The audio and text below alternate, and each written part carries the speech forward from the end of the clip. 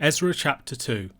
Now these were the people of the province who came up out of the captivity of those exiles whom Nebuchadnezzar the king of Babylon had carried captive to Babylonia. They returned to Jerusalem and Judah, each to his own town. They came with Zerubbabel, Jeshua, Nehemiah, Sariah, Realiah, Mordecai, Bilshan, Mizpah, Bigvai, Rehum, and Baanah. The number of the men of the people of Israel, the sons of Parosh, 2,172. The sons of Shephatiah, 372. The sons of Ezra, 775. The sons of Pahath Moab, namely the sons of Jeshua and Joab, 2,812. The sons of Elam, 1,254. The sons of Zattu, 945. The sons of Zakkai, 760. The sons of Bani, 642. The sons of Bebai, 623. The sons of Azgad, 1,222. The sons of Adonikam, 666. The sons of Bigvai, 2,056. The sons of Adin, 454. The sons of Ater, namely of Hezekiah, 98. The sons of Bezai, 323. The sons of Jorah, 112. The sons of Hashem, 223. The sons of Gibbar, 95. The sons of Bethlehem, 123. The men of Netophah, 56. The men of Anathoth, 128. The sons of Asmaveth, 42. The sons of Kiriatharim, Kephirah, and Beeroth, 743. The sons of Ramah and Geba, 621. The men of Michmas, 122. The men of Bethel and Ai, 223. The sons of Nebo, 52. The sons of Magbish, 156. The sons of the other Elam, 1,254. The sons of Harim, 320. The sons of Lod, Hadid, and Ono, 725. The sons of Jericho, 345. The sons of Sanaiah, 3,630. The priests, the sons of Jediah of the house of Jeshua, 973. The sons of Immer, 1,052. The sons of Pasha, 1,247. The sons of Harim, 1,017. The Levites, the sons of Jeshua and Kadmiel, of the sons of Hodaviah, 74. The singers, the sons of Asaph, 128. The sons of the gatekeepers, the sons of Shallum, the sons of Ater, the sons of Talmon, the sons of Akub, the sons of Hatita, and the sons of Shobai, in all 139. The temple's servants, the sons of Ziha, the sons of Hasupha, the sons of Tabaoth, the sons of Keros, the sons of Siaha, the sons of Padon, the sons of Labana, the sons of Hagabah, the sons of Akub, the sons of Hagab, the sons of Shamlai, the sons of Hanan, the sons of Giddel, the sons of Gehar, the sons of Reiah, the sons of Rezin, the sons of Nekoda, the sons of Gazam, the sons of Uzzah, the sons of Paseah, the sons of Bezai, the sons of Asna, the sons of Meunim, the sons of Nephisim, the sons of Bakbuk, the sons of Hakupha, the sons of Harher, the sons of Baslath, the sons of Mahida, the sons of Harsha, the sons of Barkos, the sons of Sisera, the sons of Tema, the sons of Neziah, and the sons of Hatipha, the sons of Solomon's servants, the sons of Sotai, the sons of Hasophereth, the sons of Peruda, the sons of Jaela, the sons of Darkon, the sons of Giddel, the sons of Shephatiah, the sons of Hattil, the sons of Pokereth Hasabaim, and the sons of Amai. All the temple's servants and the sons of Solomon's servants were 392. The following were those who came up from Tel Melah, Tel Harsha, Kerub, Adan, and Immer, though they could not prove their fathers' houses or their descent, whether they belonged to Israel. The sons of Deliah, the sons of Tobiah, and the sons of Nekoda, 652. Also of the sons of the priests, the sons of Habiah, the sons of Hakkoz, and the sons of Barzillai, who had taken a wife from the daughters of Barzillai the Gileadite, and was called by their name. These sought their registration among those enrolled in the genealogies, but they were not found there, and so they were excluded from the priesthood as unclean. The governor told them that they were not to partake of the most holy food, until there should be a priest to consult Urim and Thummim.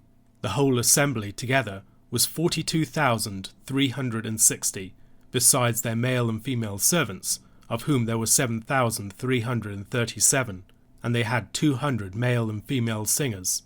Their horses were 736, their mules were 245, their camels were 435, and their donkeys were 6,720. Some of the heads of families, when they came to the house of the Lord that is in Jerusalem, made freewill offerings for the house of God, to erect it on its site. According to their ability they gave to the treasury of the work 61,000 darics of gold, 5,000 minas of silver, and 100 priests' garments.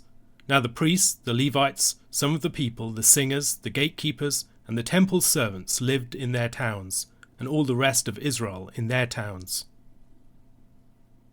The book of Ezra begins with the record of the decree of Cyrus in 538 or 537 BC, by which the exiles of Judah were encouraged to return to their homeland and to rebuild the temple. Ezra himself would not arrive on the scene for another 80 years. Reading chapter 2, we might wonder whether this is the same return as that referred to in chapter 1, where Sheshbazzar was described as the prince of Judah. Here, however, the company seems to be led by Zerubbabel. It's possible that Zerubbabel did not yet hold formal office, but was recognized as chief of the people as the heir of David. Other commentators hold the position that this was likely a later wave of returnees, although I think there are details in the context that push against this interpretation. The people who return are described as the people of the province. They are exiles no longer, but dwelling in their own land, in their various cities and settlements. In Nehemiah chapter 7, where we find an almost identical list, we are told that it is a list of those who came up at the first, in verse 5. So it is reasonable to believe that this was the very first wave or waves of returnees. The fact that neither the temple vessels nor Sheshbazzar are mentioned raises the question of how this ought to be related to chapter 1. Hugh Williamson argues that the list seems to be composite, that elements of it, such as the listing of groups by their towns, suggest that it was composed after the return had occurred, and that consequently it is best not to understand it as a reference to a single event. The origin of the list of names in this chapter divides commentators, especially given its relationship with the list of Nehemiah chapter 7. Williamson supports his claim that the list is likely a composite by observing inconsistencies in its material. For instance, ordering of the people by family and by dwelling place are interspersed, when we might expect a tidier ordering were it a single unified composition. Likewise, the use of both the men of and the sons of alongside each other in reference to the inhabitants of towns is a stylistic variation that might be surprising to find in a text arising from a single hand. The claim that the list was likely a composite is not, however, accepted by all commentators. The early origins of the text are suggested by various considerations. Williamson observes that the sons of Hakkoz, excluded from the priesthood on the grounds of their uncertain ancestry in verse 61, seem to have members among the priests by the time of chapter 8 verse 33. The resolution of the status of such persons seems to have awaited the establishment of a high priest. Furthermore, the listing of the sites of their exile that we see in verse 59 would be less plausible many years after the return. On the relationship with the list in Nehemiah chapter 7, there are several things to be observed. In Nehemiah chapter 7 verse 5, Nehemiah says that he found the book of the genealogy of those who came up at the first, which suggests that Nehemiah was drawing from a prior source. The lists in Ezra and Nehemiah are largely identical, but there are many differences in the numbers and some differences in the names, differences that are more pronounced nearer to the end of the list. Despite these differences, the number given for the whole company is identical, 42,360. Williamson is quite possibly correct in attributing many of these discrepancies to later textual corruption, or perhaps they are drawn from two different versions of an earlier document, and the variations precede them. James Jordan, arguing for a short chronology, has claimed that the Nehemiah and Mordecai mentioned in verse 2 are the famous persons of those names. I do not find this position persuasive. An important piece of evidence raised in relation to the question of lines of dependency is the fact that Nehemiah chapter 7 verses 70 to 72 lists the same items as are listed in Ezra chapter 2 verse 69, but Ezra chapter 2 seems to summarize and round up the numbers that we are given in Nehemiah. So, for instance, 30 priest garments from the heads of fathers' houses and 67 priest garments from the rest of the people in Nehemiah's account, 97 priest garments in total, is rounded up to a single figure of 100 priest garments in Ezra. It is unlikely that, had Nehemiah worked with Ezra's text, he would have divided a single rounded number in Ezra's text into two unrounded numbers. This suggests that either Ezra was working with the text of Nehemiah, or alternatively, that both were working with a pre-existing text or texts. Andrew Steinman's claim that both Ezra and Nehemiah were likely working from an original document seems a reasonable position to me, given the evidence. An interesting detail is that general commonality of the text between Ezra and Nehemiah is not limited to the list itself, but extends beyond it.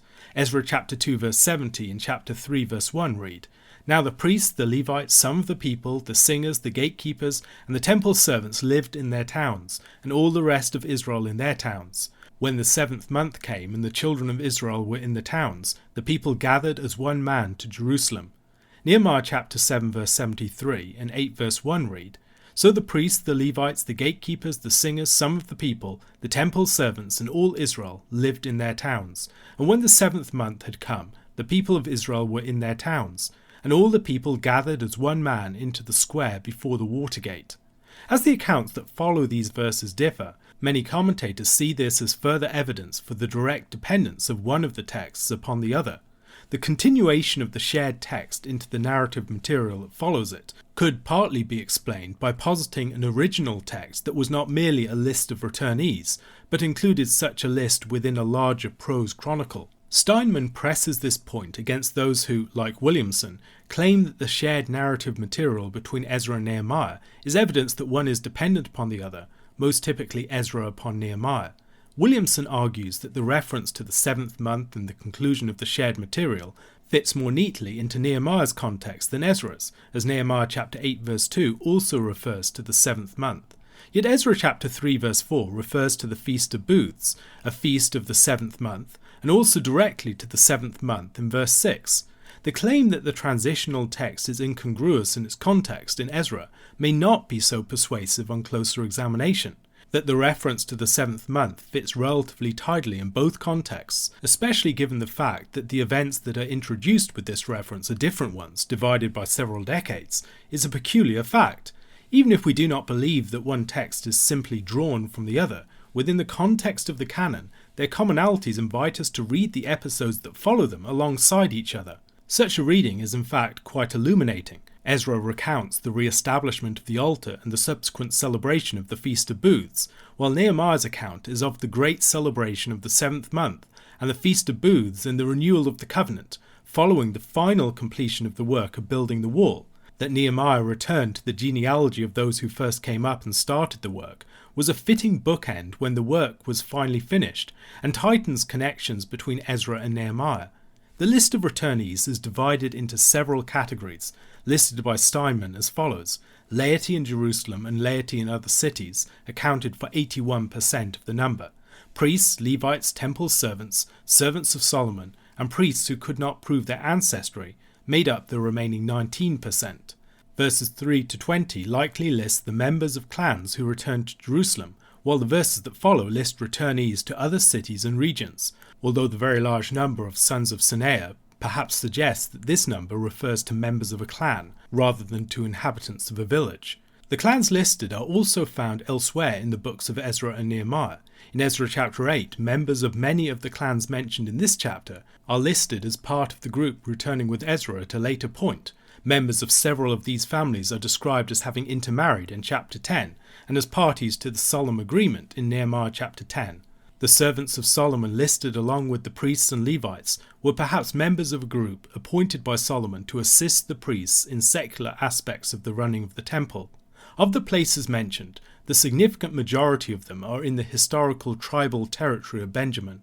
While, as we have noted, the same total number of returnees is given in Ezra, Nehemiah, and also in 1 Esdras, 42,360, the other numbers given neither add up to 42,360 nor to the same numbers as each other. By Steinman's reckoning, the persons mentioned in Ezra add up to 29,818, while those mentioned in Nehemiah add up to 31,089. Various explanations have been proposed to make sense of these discrepancies. Perhaps the subtotals only include males, but the total includes females. Perhaps the subtotals are only of persons above a certain age, as 1st Ezra suggests. Perhaps some clans are not mentioned. The fact that each of the three differing accounts of the number of the returnees contains the same grand total, and a difference with the subtotals of around 12,000, suggests that the discrepancy likely should not be attributed to textual corruption, even if some of the differences between the subtotals should be. Steinman claims that the most likely explanation is that the women were not included in the subtotals, but were included in the grand total. The significant difference between the number of male and female returnees that this implies is arresting, but by no means implausible.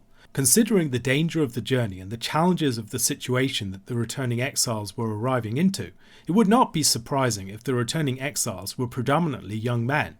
This would also, as Steinman notes, help us to understand some of the demographic pressures that underlay the problem of intermarriage. Some of the heads of the families gave gifts for the house of the Lord, something recorded in verses 68 and 69. The fact that there was more than one servant for each 6 persons in the company suggests that they had some wealthy persons among them. Their numbers, while considerable, represent but a tiny remnant of the people's former population. Much of Judah's original population settled in the lands of their exile and never returned. The numbering of persons here might recall the book of Numbers, which begins and ends with a census of the people. The former exiles' return to and resettlement of the land is bookended by references to this initial numbering of them. The attention given to the numbering of the returnees is noteworthy when, as Steinman observes, we consider that no comparable attention is given to the details of the rebuilt temple. That the rebuilding of the people, as it were, eclipses the rebuilding of the temple structure is perhaps instructive concerning the relationship between and relative priority of the two. A question to consider. Like Ezra chapter 1, Ezra chapter 2 speaks of a company returning to the land and concludes with a list of the gifts that they brought with them for the temple. How might this shape the way that we read these chapters and how we relate them to what follows?